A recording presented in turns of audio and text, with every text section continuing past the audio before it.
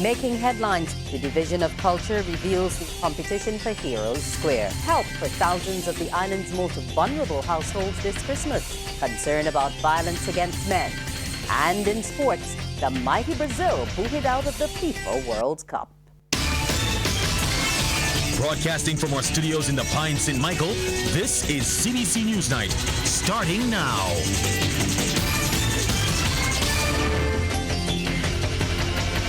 Good evening and welcome to the CBC News Night. I'm Wendy Burke. Heroes Square in Bridgetown is to be transformed soon with what authorities say will be a true reflection of the Barbadian story. The winning design for a special monument to be built in the area was revealed during a ceremony this morning in the courtyard of Parliament. Shane Jones has that story. We loyal sons and daughters all is not only an iconic line of Barbados' national anthem, it is now also the name of this sprawling monument that will occupy Heroes Square upon completion.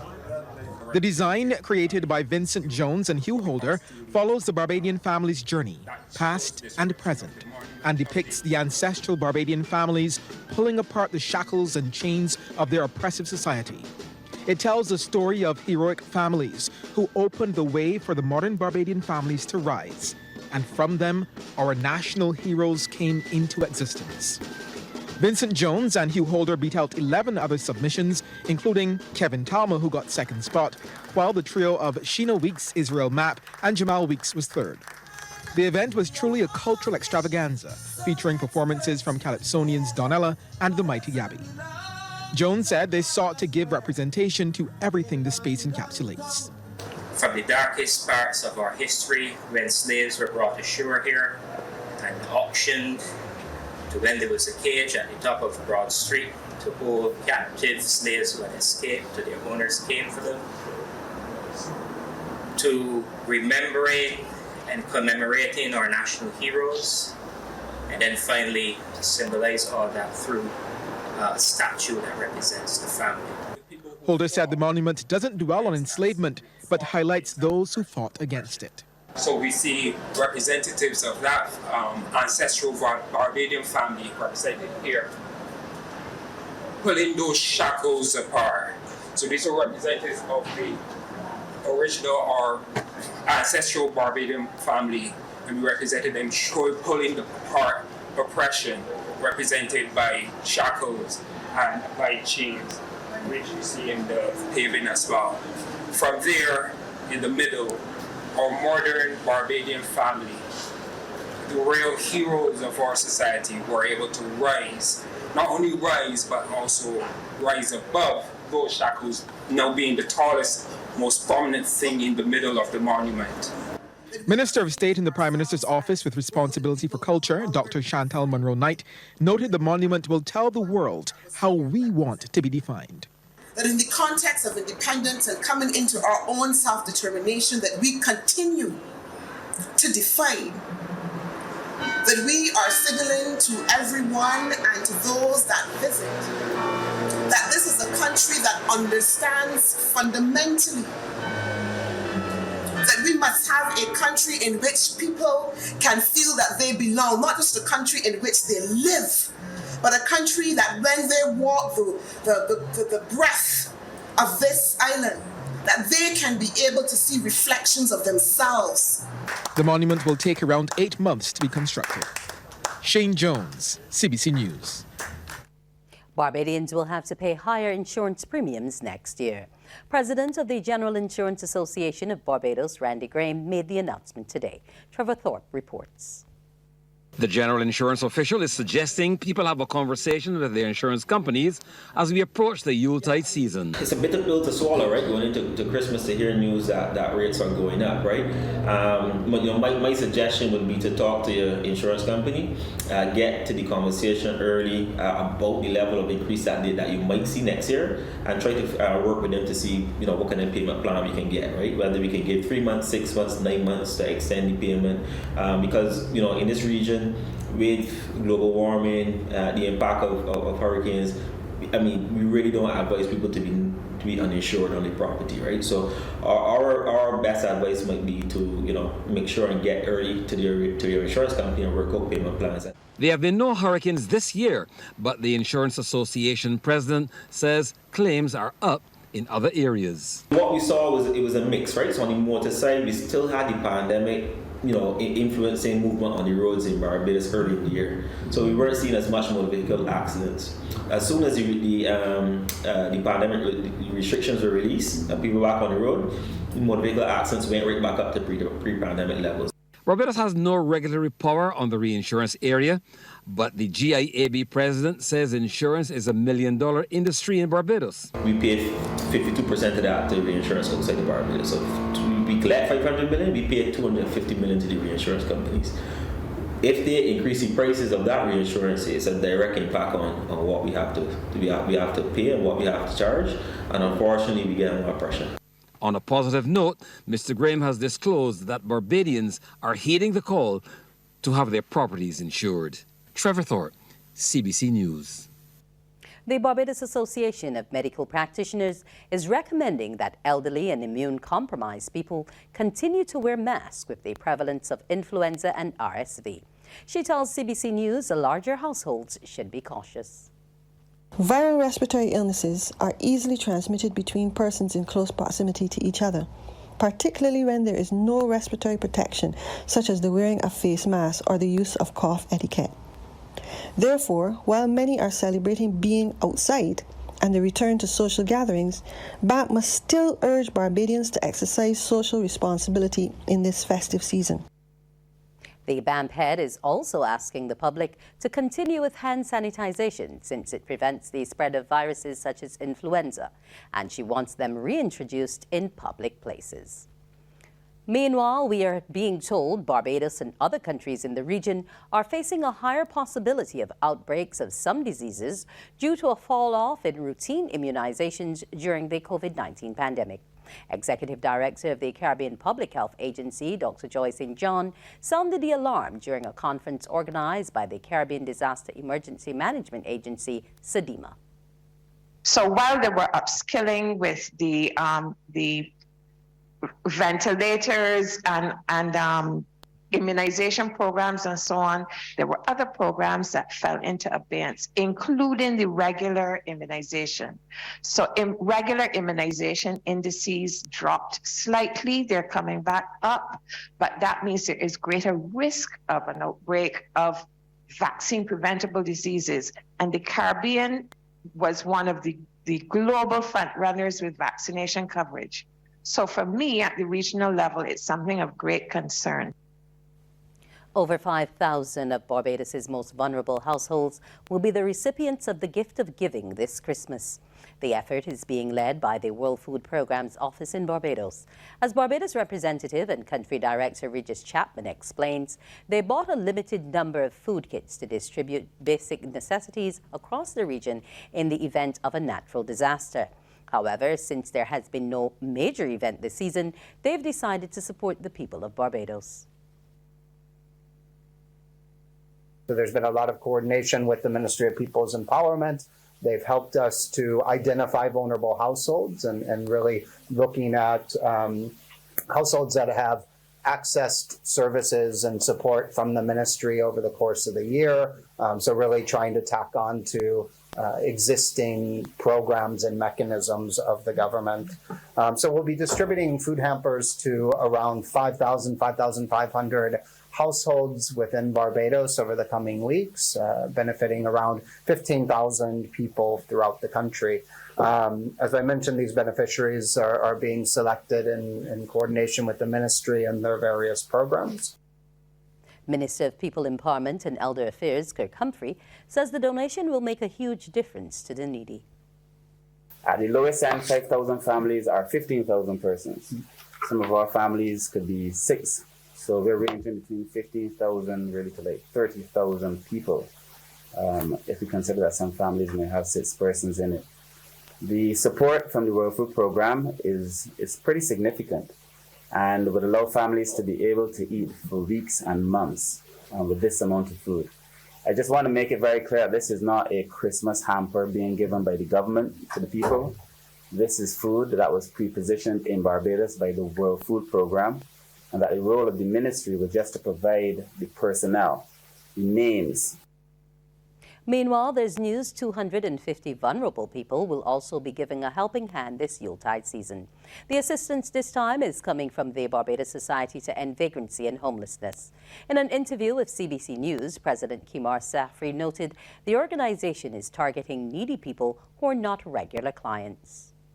What we really wanted to do for the Christmas season is focus on a week here, and program to help assist a person that would need stuff for Christmas, but the most vulnerable of those that would need that hamper to basically get a meal, because we understand the economic challenges, we understand the growing number of people that are becoming homeless, we understand the fact that people are unemployed, and we also understand people are employed but not able to meet the needs of bills and food. So we really wanted to provide not just the hampers, but also provide, if they come down to the shelter on one of our days that we feed, that they could also receive a meal.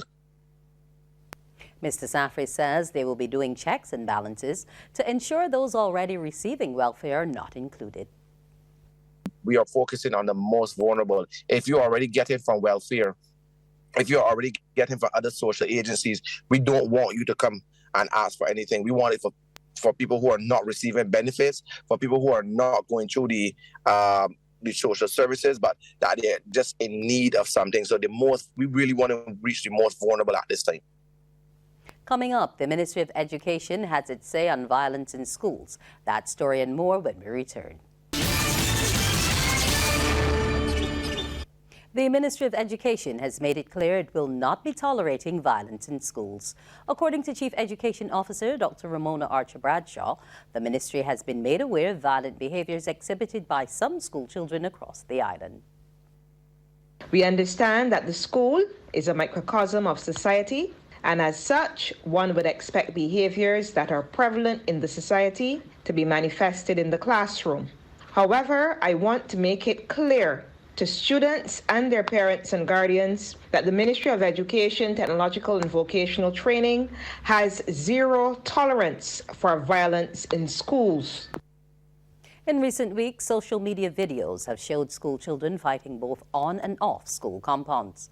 Dr. Archer Bradshaw has vowed the ministry will continue efforts to tackle the issue. The ministry, our principals, teachers, ancillary staff, guidance counselors, school counselors, safety officers, and social workers will continue to work collaboratively to implement programs to prevent and address the manifestation of negative behaviors. We also encourage greater involvement of parents or guardians and members of the community in helping to shape our young people. Police are seeking the public's assistance in locating 2 more wanted men, bringing the total to 5. They are 17-year-old Tamal Malik Taylor, alias Farmer or Farmer Brown, and 31-year-old Akeem Ricardo Griffith, alias Menace or Batman. Both are wanted for questioning in connection with serious criminal matters. Taylor, whose last known address is number 370 Citrine Road, Kingsland Terrace, Christchurch, is about 5 feet 6 inches tall, of light brown complexion and slim. Meanwhile, Griffith, whose last known address is Montrose, Christchurch, is 6 feet tall with a dark complexion and slim. Taylor and Griffith are advised they can present themselves to the Criminal Investigations Department of the Southern Division, located at the Glebe Police Station, each accompanied by an attorney at law of his choice. Anyone who may know the whereabouts of the two is asked to contact the nearest police station. A local psychologist is suggesting violence against men is a significant issue which needs to be highlighted. Dr. Anthony Cummins is planning to do just that with an initiative called the Clothesline Project. He spoke about the issue on CBC's Morning Barbados program. We strongly believe that the message needs to be sent that violence happens, exists for men. A lot of men cry out and don't share a lot of their feelings and emotions, but we need to let persons know, yes, it is real. A lot of men are, I you know that I'm a psychologist. I have the evidence to suggest that men are abused daily and regularly from men, and a lot of it happens in the home, and a lot of it happens in the business place. Dr. Cummins explains the Clothesline Project is an international program created to bring awareness to the issue of violence against women and children. He revealed the local movement will be mounting a display in the city tomorrow. We thought it would be a beautiful idea, knowing that Saturday is Human Rights International Day, to be able to share with Barbados and the wider society a number of the human rights that we think that person should be cognizant of and should know. So we're going to bring awareness. If you see a shirt that I'm wearing here right now, the right to own things. This is one of the rights that we have. We're going to have these shirts painted up and be in Jubilee Gardens, displaying these shirts on a long clothesline. Persons are going to be bringing their shirts with their clothes pegs and everything, and have these shirts marked with all the varying human rights that we know of. In tonight's business report, a suggestion digitization will help solve challenges with the National Insurance Scheme. It's coming from Minister in the Ministry of Finance and Economic Affairs, Ryan Strawn, who was speaking at a fireside chat at the 32nd Actuarial Conference at Hilton, Barbados. He says the move will help government increase compliance since there are people who are working but are opting out of paying contributions to pay NIS.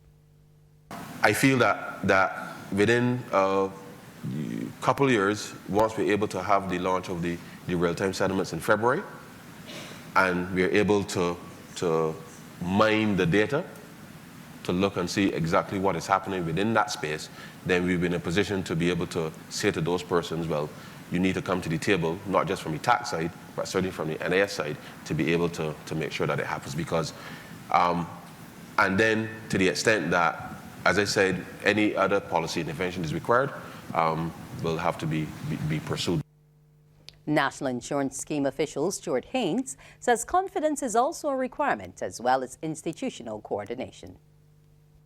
But also within that consciousness, confidence is also important, because Social Security is trust. We manage trust funds. So it's how we build that confidence through sort of a strengthening corporate governance. The other key element is institutional coordination.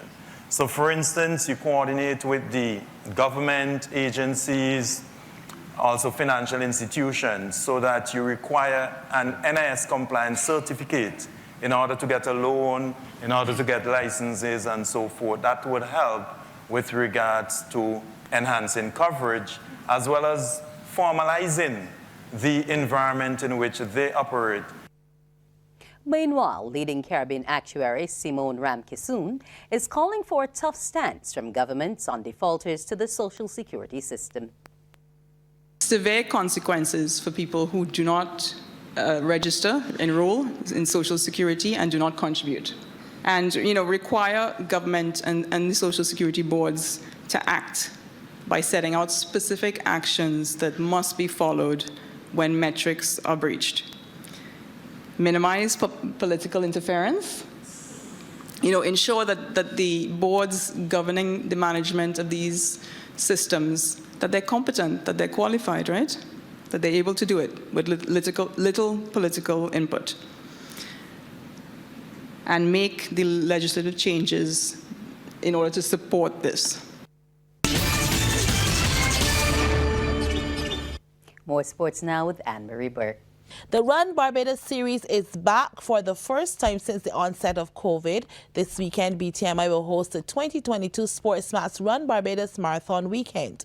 Corey Garrett of BTMI says this 39th edition has attracted a new sponsor and new branding for the various events. This year, there'll be 6 races and 2 walks, and each race is named after a historic landmark along with their respective routes. For example, there will be the Eco Sky Sleeping Giant, the Joes River 5K Walk, the Nature's Discount Round Rock 5K race, just to name a few. Establishing SportsMax as a title sponsor is truly an honor, and we are excited to have your audiences virtually immerse themselves in the marathon this weekend.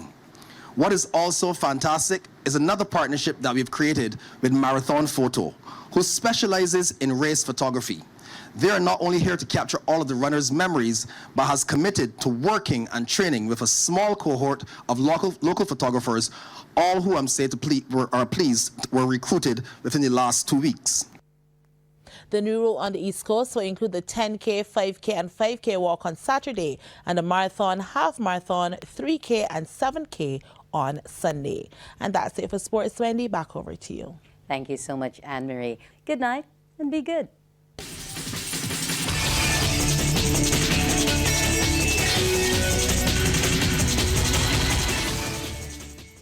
Thanks for visiting us. To get more stories like this one, like and subscribe to our YouTube channel.